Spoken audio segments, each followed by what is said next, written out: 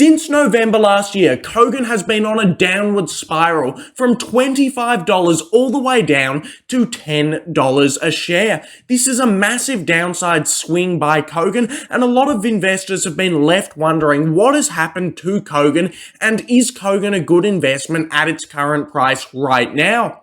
In today's video, I'm going to break down why I believe Kogan's fall from $25 down to $10 is unjust, and why I believe Kogan is going to do fantastically in the long term.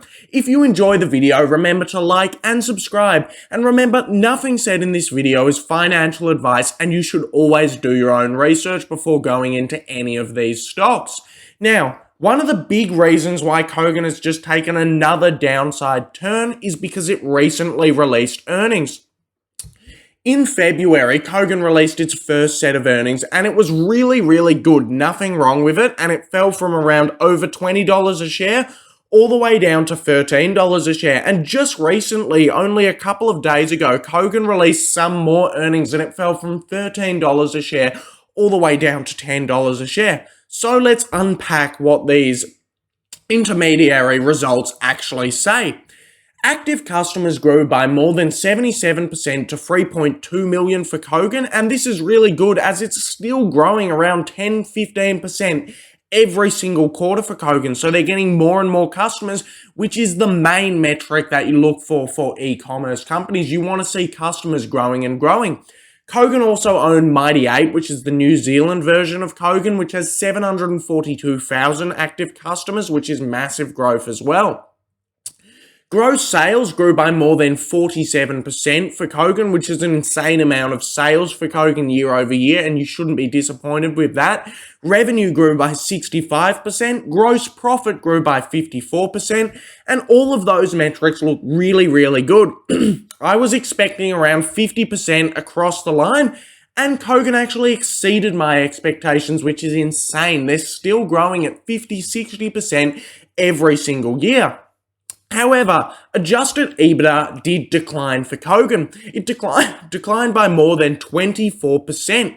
Now, this is extremely common to see in e-commerce companies. In fact, most e-commerce companies have quite low EBITDA and quite low profits, and this is due by operating costs. It's due by warehouses and storage and all of the fixed costs that come with an e-commerce company.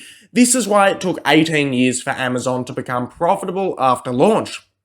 So, as we can see, Kogan have said this is driven by increased operating costs caused by high warehousing and high storage expenses from high level of inventory, as well as ongoing significant investment in marketing and people.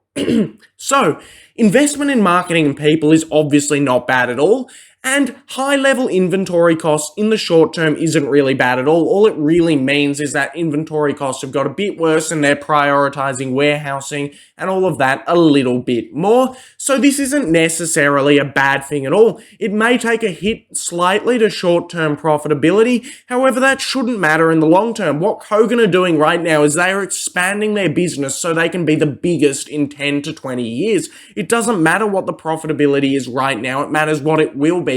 And that's the same with all internet-based and e-commerce companies. As you can see, Kogan have a long-term strategy of investing in technology, brand awareness, logistics capability, and platform improvements. So logistics capability is where a lot of the profits took a hit, and we can see this in the reports, and I don't necessarily think this is that bad. Kogan, as they've said, the company is achieving very strong levels of inventory and rolling out some exciting new product launches, so they're having a lot of inventory and a lot of excess demand. Now, excess demand for a company really isn't bad at all. That means more people want the company, which is good, and this has resulted in Kogan being a bit confused about their inventory and costing a little bit more. So this is actually a good thing in a lot of ways, and this is why they've incurred very high storage expenses because of their huge level of demand over the past year. So, Kogan have got a lot more demand, they've continued investing in themselves, and their inventory costs have gone up a little bit. This is what you need to be looking for in e-commerce companies. This is all very good, very bullish, and I'm pretty happy with all of this news. However, shareholders with a short-term focus are not. Short-term profitability is needed to make short-term gains. Long-term profitability is needed to make much larger long-term gains. Kogan will make that long-term profitability, in my opinion, and whatever happens now in the short term is only building up for the long term, so I do think this is all pretty great.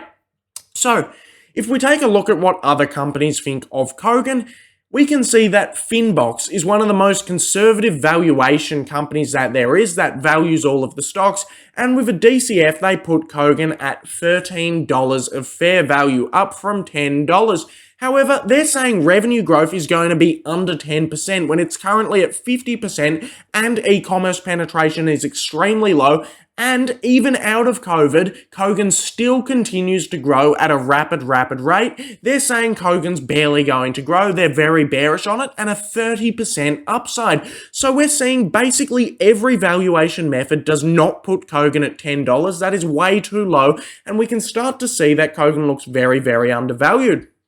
Because of this massive drop-off after very good earnings, Kogan trades at a forward price-to-earnings ratio in the low 20s. This means Kogan basically, people are predicting it's not going to grow that much in the future. To compare this, Amazon trades at a forward PE of 50, and Amazon is about, 160 times bigger than, 1,600 times bigger than Kogan is as a company. So Amazon are going to find it a lot more difficult to grow because they're already growing off such a high base. As a $1 billion company, Kogan will find it so much easier to grow, and I think it will grow at least double or triple Amazon's pace, but Amazon has a forward PE of 50. Woolworths has a higher forward PE ratio than Kogan, and Woolworths is literally not going to grow. There's going to be effectively no growth, maybe a couple of percent every year in Woolworths, but investors expect that to go better. Etsy, which is another e-commerce company, has a forward PE ratio of 80, and Mercado Libre has a forward PE ratio of 100, and by my calculations, Kogan are growing at a faster rate than both of these companies, and will continue to grow at a faster rate than both of these companies. So, investors expect literally nothing from Kogan. They expect it to go horribly in the near future. However, I believe Kogan will completely prove them wrong, as it is already doing right now with these earnings. And I believe that in the future, obviously, the investment market is a weighing machine. Everything will pan out as planned, and Kogan should have some great price appreciation. So let's conclude what we've found about Kogan. E-commerce penetration in Australia is currently still very low, even despite the pandemic, at around only 10%. If we compare this to the US, this is 20% and over, and in China, this is over 40%. So Australia has a long way to go in e-commerce, and Kogan is the largest e-commerce retailer in Australia. Kogan has achieved 60 to 100% year-over-year growth in previous quarters, and it's still hardly captured the e-commerce market and its potential in Australia. It will gain on Amazon in Australia, and it will capture a greater section of the e-commerce market.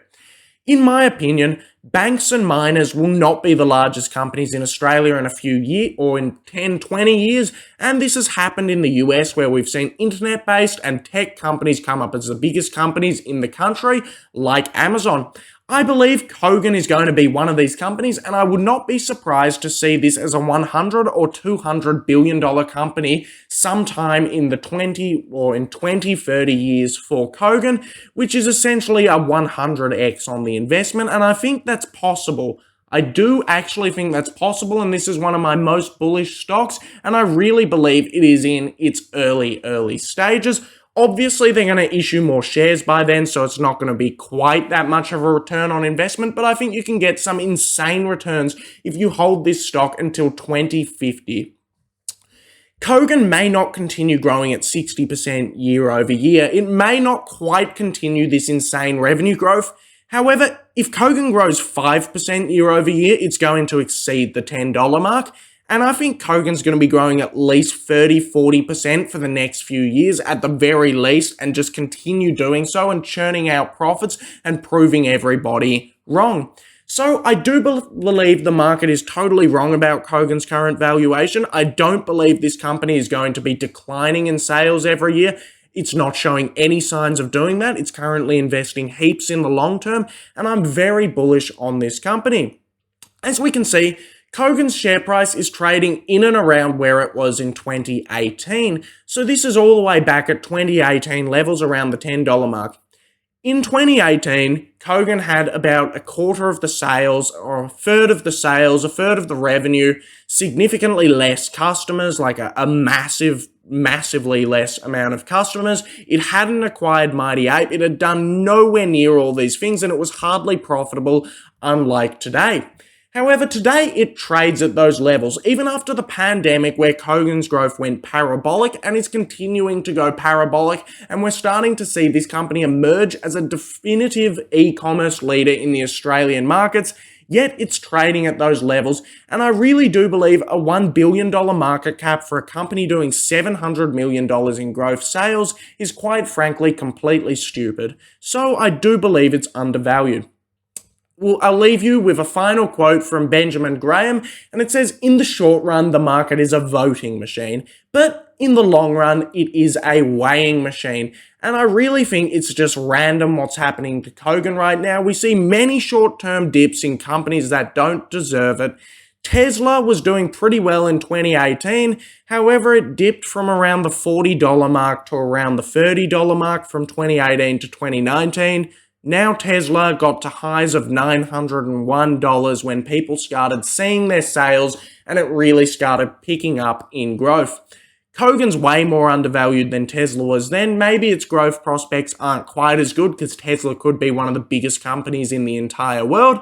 However, I do think Kogan will get a place as a big company in the Australian markets, and we will see some huge growth from Kogan from here on out. Its earnings overall were pretty good. They're just prioritizing long-term growth over short-term growth. This will mean they will do great in the long term. So if you're really worried about your Kogan stock, you need to consider, do you believe in this company in the long term? And if you do believe in this company in the long term, you are probably going to keep this company over the long term and see those long-term gains. If you enjoyed the video, remember to like and subscribe, and thanks for watching the video.